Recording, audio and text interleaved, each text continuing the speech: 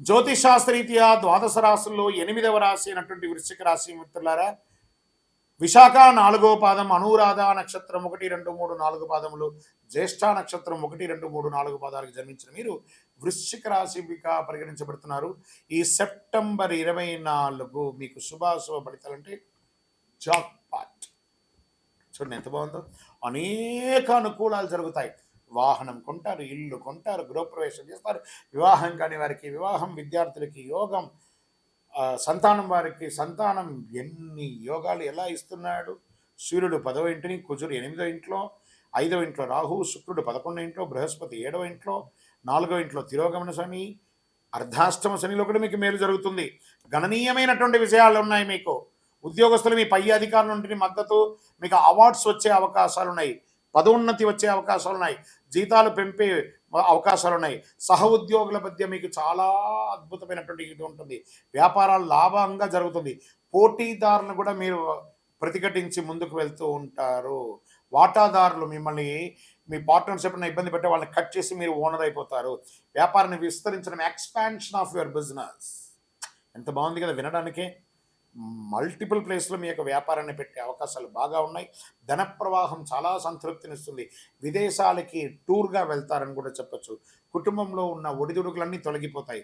కుటుంబ అవసరాలు ఒక్కొక్కటి నివర్తిస్తారు. తల్లిదండ్రుల మార్గం నుంచి ఆస్తులు కలిసి వస్తాయి. స్త్రీలు, ఉద్యోగం చేసే స్త్రీలు ఎంటర్ప్రెనర్గా కూడా అయ్యే అవకాశాలు ఉన్నాయి. ప్రభుత్వ వ్యవహారాల్లో మీరు పర్మిషన్స్ కోసం పెట్టినవన్నీ కూడా కలిసి వస్తాయి. అడ్డుకున్న వివాహాలన్నీ కూడా తొలగిపోయి చక్కగా వివాహం అవుతుంది.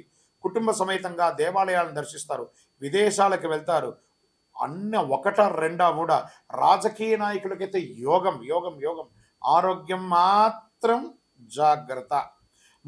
ముఖ్యంగా బ్లడ్ ప్రెషర్స్ వాళ్ళకి కొంచెం ఇబ్బంది, రక్త సంబంధిత అవకాశాలు ఇబ్బంది కలుగుతుంది. షేర్ మార్కెట్ చాలా బాగుంది. మీడియా రంగం వారికి బాగుంది. ఐటీ రంగం వారికి బాగుంది. అదృష్ట రోజులు 1, 5, 8, 12, 16. మరి ఇంత బాగుంది కదా.